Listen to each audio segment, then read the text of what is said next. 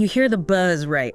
Slap some content on a big website and boom, instant rankings. Sounds like a pretty sweet deal. Yeah, like the SEO world's secret weapon. Except, plot twist. It's actually, well, it's more of a widely ignored disaster zone, isn't it? Uh-huh. That's putting it mildly. We're diving deep into Parasite SEO today, and honestly, the stats are kind of wild. Hold on to your hats, folks, because nearly 90% of these attempts, they just fail. 90%? It's staggering. That's not just a blip, that's like a digital graveyard. It really is, and it's fascinating, this whole idea of, piggybacking on the authority of sites like Medium, Quora, maybe LinkedIn. Yeah, the big names. Exactly. The promise is you get to skip the slow grind of building up your own site's authority. Like cutting the line, basically, sneaking into the VIP section. That's the allure, right? You see those flashy headlines, rank in hours, traffic tsunami. Total clickbait, makes it sound like finding free money online. But the reality? Most people just end up with, well, nothing. Digital tumbleweeds. They get sucked in by the few, the very few success stories, the look how easy I did it posts. And they completely miss the huge number of campaigns that just crashed and burned. Yeah, the silent majority of failures. And that's what we're digging into today. Why? Why this massive failure rate? What makes that tiny 10% different? Our mission really is to give you the intel to avoid becoming another statistic, to navigate this tricky area. Hopefully stay out of that 90% club. Right. Now, Parasite SEO isn't just one type of site, is it? People try this on all sorts of platforms. Oh, absolutely. It's a whole zoo out there. You've got your standard content platform, sure, but also Q&A sites. Like Quora, yeah. Video platforms, slide sharing sites, remember those, forums, even old school Web 2.0 properties. Industry directories too, right? And sometimes even .edu or .gov sites if they can manage it. Yep, it sounds like a massive buffet of opportunity, doesn't it? A buffet where most dishes give you digital indigestion, apparently. Yeah, because each of these platforms, they're unique. They have their own rules, their own audience, their own, let's say, algorithms deciding what gets seen. So you can't just treat them all the same. No way. That's a recipe for disaster. It's like trying to use the same chat-up line in every single bar. You got to understand the specific ecosystem. Read the room, basically. Exactly. Yeah. Understand the content policies, what users actually want there, what kind of content gets traction. Otherwise, you're just shouting into the void. Okay, let's bust this easy shortcut myth right now, because the data, it tells a very different story. People think, high authority site, great. Just post and profit. Yeah, the numbers really pour cold water on that drain. Search Engine Journal looked into it, and it's grim. Less than 10% get any kind of sustainable result. Less than 10%. The other 90%. Yeah.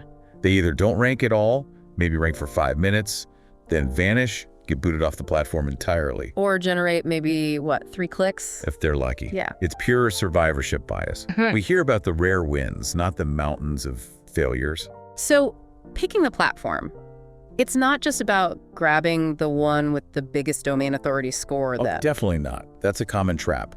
A platform having huge overall authority doesn't automatically mean your specific user-generated page on it will inherit much ranking power. Right, there's a difference. A big difference. RF's found only a handful of these platforms consistently pass on significant SEO juice.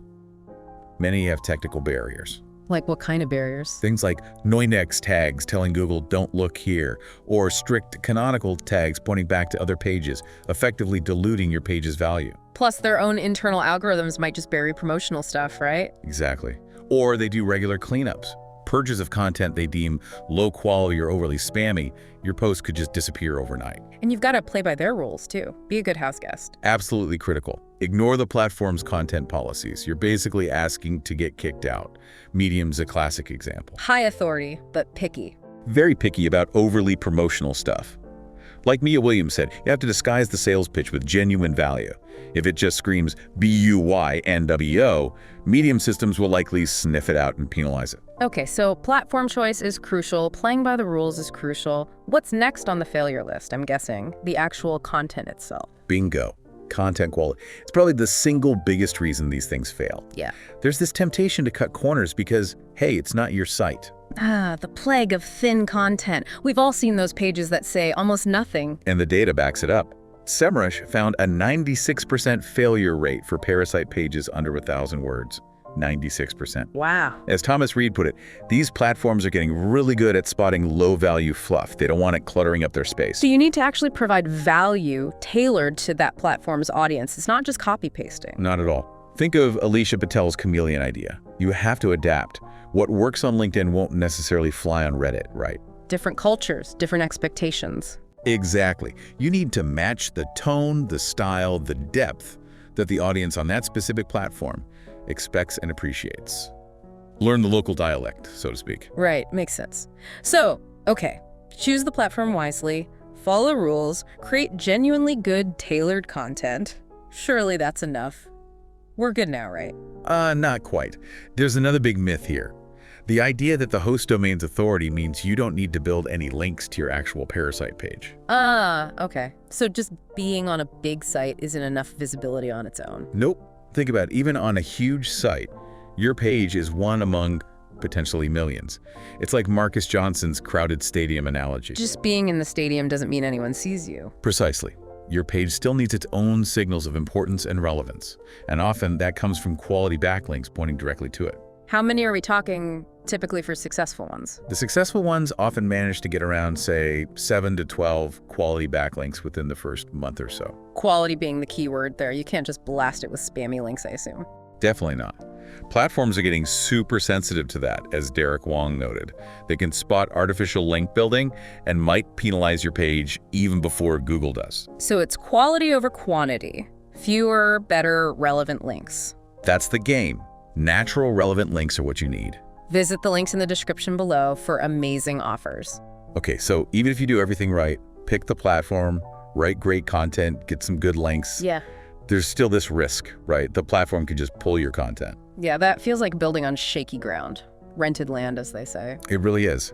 And that risk is growing.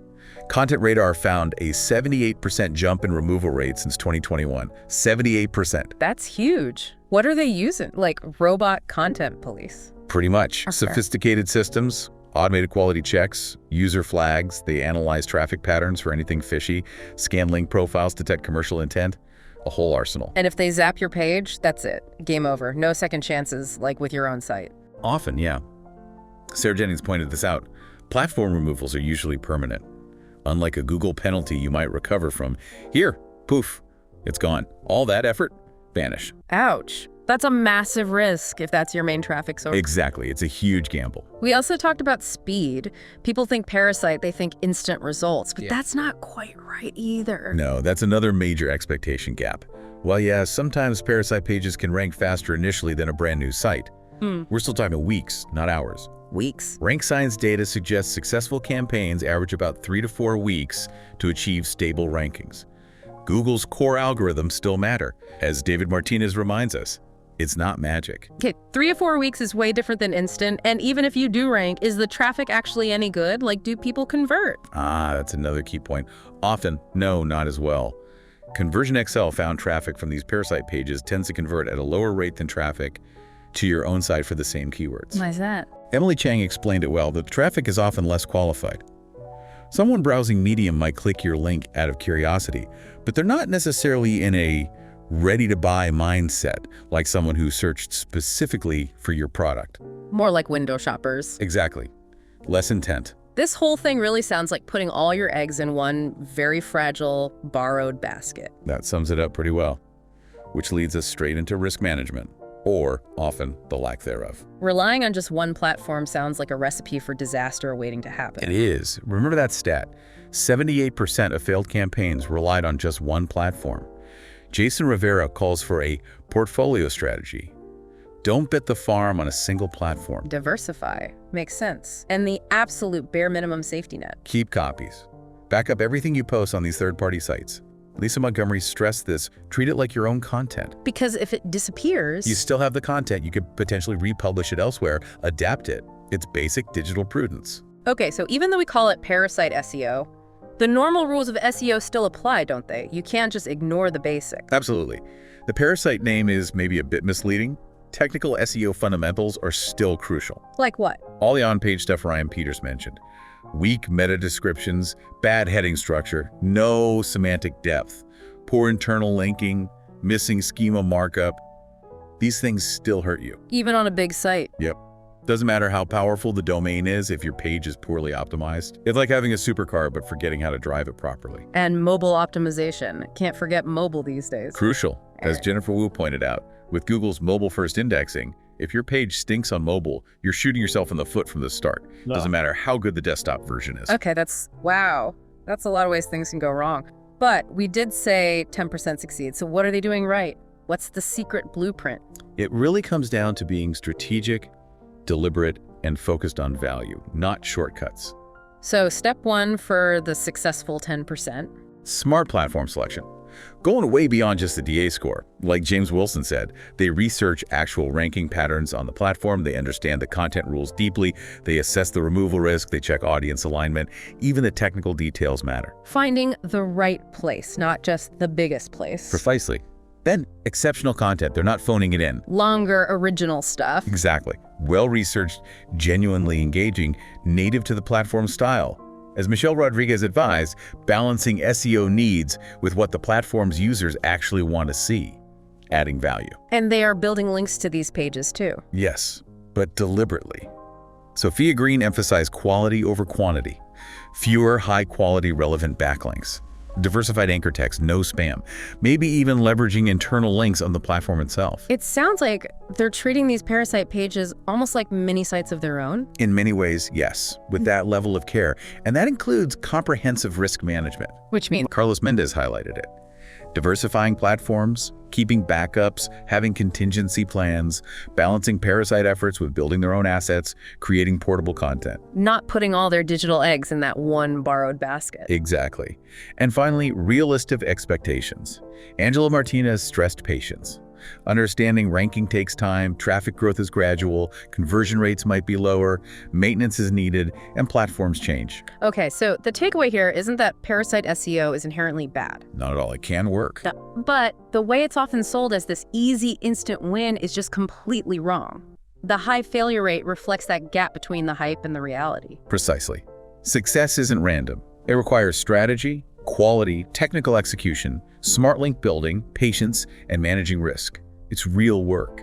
So for everyone listening, thinking about your own strategies, the big question is, where do you want to be? Chasing the illusion of a shortcut? Or are you willing to put in the strategic effort to potentially join that successful 10% by prioritizing real value? It's about building something sustainable, ideally on foundations you actually own, rather than just renting space and hoping for the best.